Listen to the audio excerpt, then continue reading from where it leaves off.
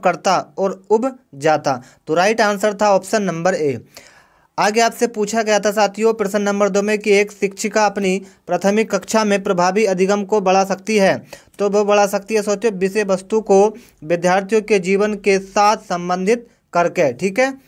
आगे आपसे पूछा गया था मित्रों कि बच्चे के बारे में निम्नलिखित में से कथनों में से कौन सा सही है, यानी कि 4 कथन है, इसमें से कौन सा कथन आपका सही है, ये पूछा गया था बच्चों के बारे में। तो साथियों आपको बता दें इस प्रश्न का राइट आंसर था, एक तो था साथियों आपका बी वाला, ठीक है, यानी कि बच्चे समस्या समाधान करता है।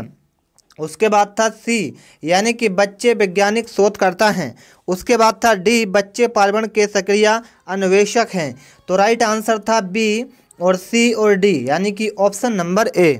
ठीक है। चलिए अब आता है प्रश्न नंबर 4। बहुत अच्छा प्रश्न था कि विद्यार्थियों के संप्रत्यात्मक विकास को प्रोत्साहन करने के लिए निम्नलिखित में से कौन सी विधि सबसे प्रभावी होती है।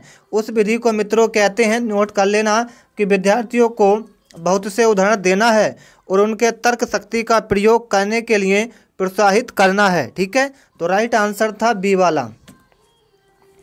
आगे मित्रों आपसे पूछा गया था कि प्राथमिक विद्यालय के बच्चे उसे वातावरण में सबसे प्रभावी ढंग से सीखेंगे।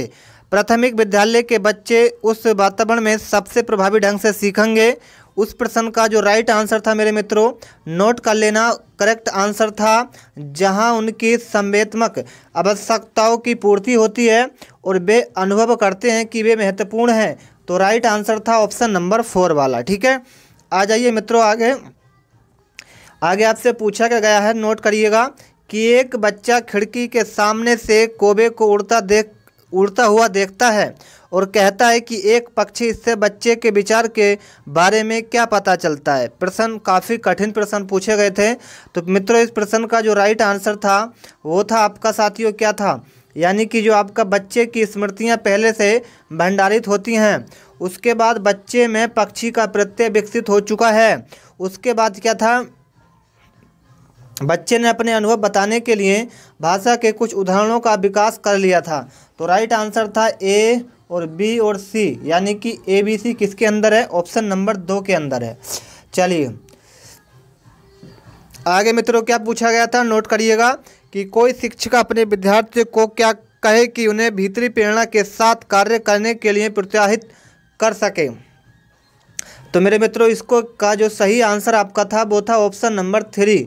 क्या था साथियों, ऑप्शन नंबर 3, यानी इसको क्या करना चाहिए, इसे करने की कोशिश करो, इसे करने की कोशिश करो और तुम सीख जाओगे कि सीखना विद्यार्थी की अनिक प्रेरणा है, जबकि किसे से पहले कार्य समाप्त कर प्रेरित करने में कार्य करने वाला व्यक्ति भारी प्रेरणा के रूप में कार्य कर रहा है। मित्रों आगे आपसे पूछा गया था, कोई शिक्षिका अपने विद्यार्थियों को, ध्यान से नोट करिएगा, कोई शिक्षिका अपने विद्यार्थियों को अध्ययन करने हेतु आंतरिक रूप से उत्प्रेरित करने के लिए कैसे प्रोत्साहित कर सकती है, बताइए। प्रोत्साहित तो ये कर सकती है व्यक्तिगत लक्ष्य निर्धारित करने और उनमें निपुणता पाने में उन्हें मदद देकर। ठीक है। तो राइट आंसर बी था। आ जाइए मित्रों आगे आपसे पूछा गया था, किसी प्रारंभिक कक्षा में प्रभावशाली शिक्षकों का उद्देश्य विद्यार्थियों को उत्प्रेरित करना होगा। तो राइट आंसर था सीखने के लिए, जिससे वे जिज्ञासु बने और सीखने के लिए ही सीखना पसंद करें। तो राइट आंसर आपका था ऑप्शन नंबर 4, बिल्कुल सही आंसर। ठीक है। चलिए आगे आइए मित्रों, बहुत अच्छी बात है, प्रश्न काफ़ी इंपोर्टेंट है, कि निम्नलिखित में से कौन सा उदाहरण प्रभावशाली विद्यालय की प्रथा का है। बहुत अच्छा प्रश्न है साथियों, नोट करते चलना। प्रश्न नंबर जो आपका 10 है, राइट आंसर होगा व्यक्ति संक्षेप अधिगम। क्या साथियों, व्यक्ति संक्षेप अधिगम। ठीक है। तो करेक्ट आंसर था आपका ऑप्शन नंबर 2, बिल्कुल सही आंसर।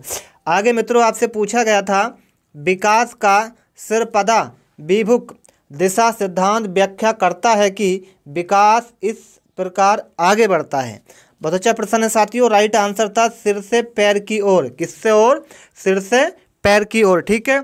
चलिए आ जाइए आगे मित्रों आपसे पूछा गया था भाषा विकास के लिए सबसे संवेदनशील समय निम्नलिखित में से कौन सा है। तो इस प्रश्न का राइट आंसर था आपका प्रारंभिक बचपन का समय, प्रारंभिक बचपन का समय। ठीक है, चलिए आ जाइए आगे मित्रों। एक बहुत अच्छा प्रश्न है, नोट करिएगा कि 6 वर्ष की लड़की खेल कूद में असाधारण योग्यता का प्रदर्शन करती है